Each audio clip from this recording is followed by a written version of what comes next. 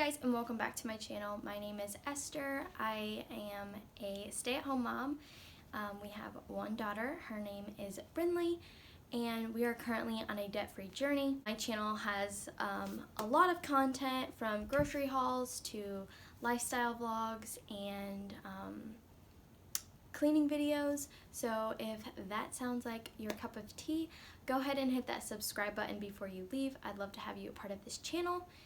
But today's video is going to be a recap and kind of catching you guys up as to what's been going on in our debt-free journey. I haven't done a video in several months. I think my last one was for September and August, and I combined the two, and I'm gonna fill you guys in on what's been going on. And yeah, so let's jump into this video. So first off, it has been a crazy past couple of months. I'm sure the last time that you guys watched this video or the recaps, I was still working, and as you just heard, I am officially a stay-at-home mom. I became a stay-at-home mom in November, right before Thanksgiving, but we'll get into that a little bit later on. First thing is, our last recap that we did was for August and September. It was for $3,269.61. I didn't go into too much detail as to why we put that much money towards it. It was not our intention or our plan. But that video, I was just so overwhelmed, and I was still trying to process everything that I didn't feel like putting it out there.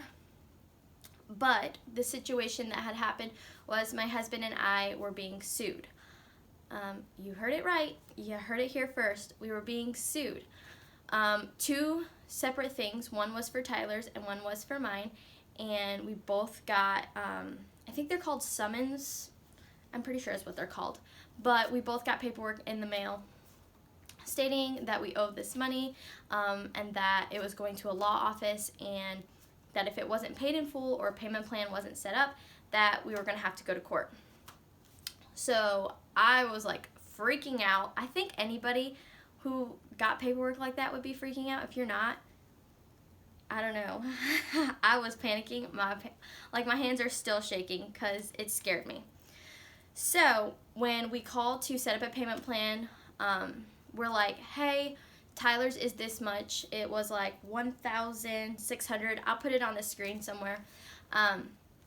We're like, we have that. Can we pay that off? And they're like, yeah, pay it off. So we paid that one off. Mine, however, was almost $3,000, and we did not have that kind of money. So I was like, okay, let's set up a payment plan. What are we looking at? And it was $100 a month until March, and March is when it had to be paid off. Because they were like, you're going to be getting income taxes. We want it all, basically. We want this bill taken care of then. Which is understandable. Like, it was, I'm pretty sure, medical debts for both of us. So we're going to pay those back anyway. So I was like, okay, yeah, that makes sense. So that's what was going on. That's why with the $3,269, it was because we had paid off Tyler's. And while this was all going on, my husband had volunteered for a deployment, so we were working on that, and we'll get into that a little bit later on as well.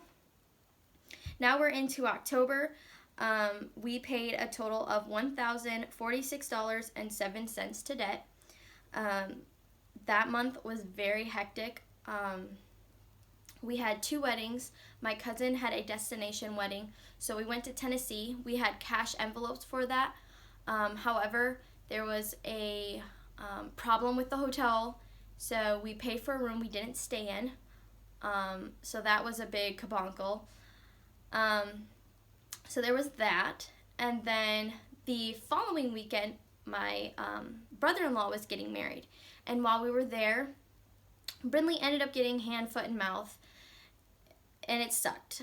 We ended up at the emergency room, and then by the end of the week, I was like so exhausted, and I just needed my mom, that I came home early. I left Tyler with his family. He was in the wedding, and I was like, I'm gonna go home, you stay here. And then he got a rental car. So we did not plan for that. So we didn't save up for that. We did not expect to have all of this happening at once. So that was an unexpected bill. And then we had the emergency room bill. So those were a couple of bills that were not in the Ohio envelope. So that was an extra thing that came along. And then at the end of the month, my Kia payment is automatically withdrawn from my account, and they withdrew $441.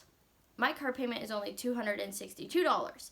So I was like in a freaking panic. I was like, what the heck? Why are they taking out more? So I called, and they're like, you don't have car insurance. And I was like, yes, I have car insurance. I pay it every single month. I have my insurance papers right here in front of me. What are you talking about? And they're like, well, we sent you paperwork. And I was like, okay, what was the address? It was a previous address. And I was like, I don't live there. And I'm pretty sure I updated my stuff because I get stuff from you guys all the time. So I got that all figured out, faxed them the paperwork that they needed. And I was like, okay, is my bill going to go back down next month in November?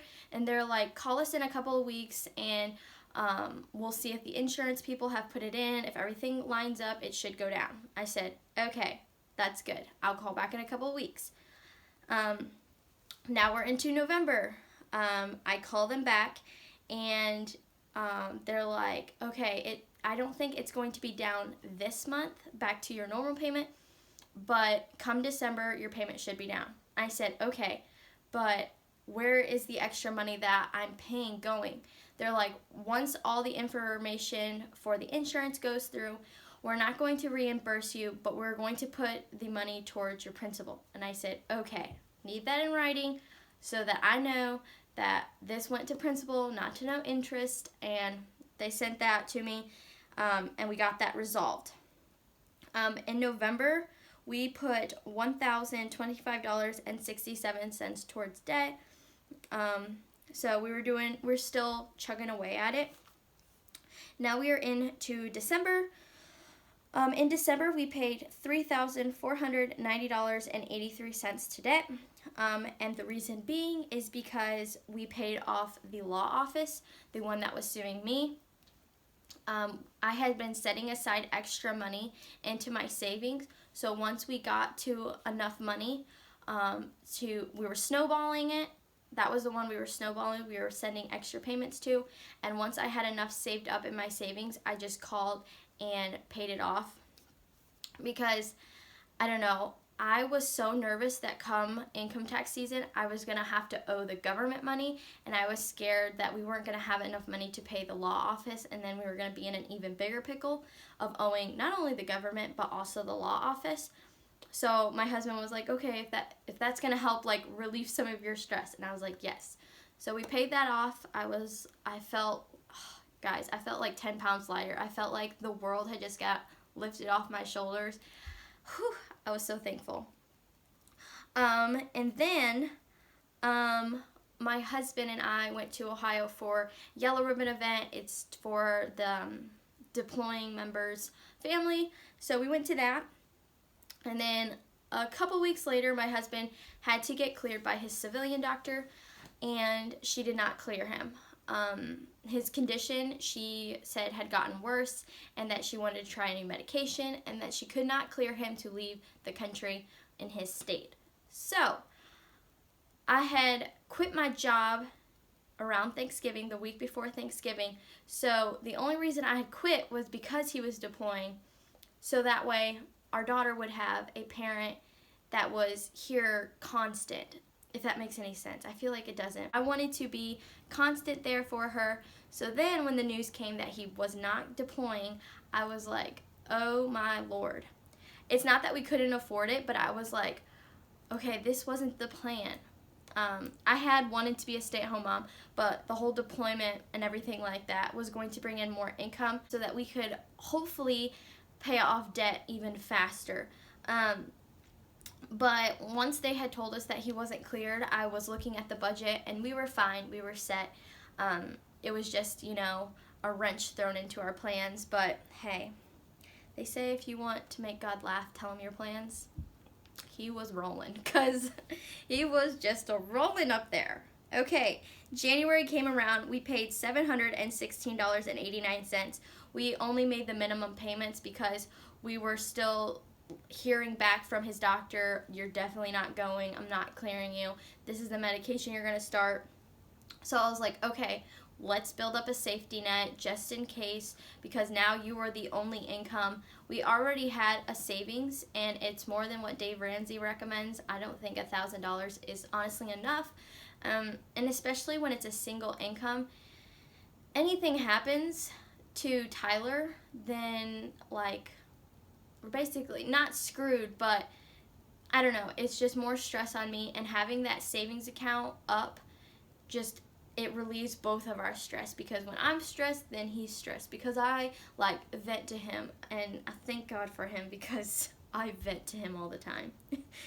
So then January, I got paperwork from Ohio. I lived there for about a year, almost a year and a half. And they were like, you owe school taxes, like the school district taxes. And I was like, okay. And it was $434.66. And I was like, what the heck is going on? Everybody and their brother wants to like go after the money. So I was like, okay, what do I need to do? They're like, you need to fill this stuff out, send it to us, and send us the cashier's check. So they're like, you need to fill out the 2015 return. I do TurboTax, went to look up the 2015, didn't go back that far apparently, and I was like, okay. So I wrote them a letter, got their cashier's check, and I said, fortunately, I was not able to get this information. Like, even my dad couldn't, like, my dad was down there helping me, and I'm sure I stressed him out. Thank the Lord he doesn't have any hair, because he was probably pulling it out when I was down there, because I don't know anything about this stuff. I'm still learning, and I'm almost 24 years old, so that's great. But the Ohio taxes, I just paid them. I was like, hey, can't get this information for you. I need something in writing stating that I have paid this and that this is taken care of.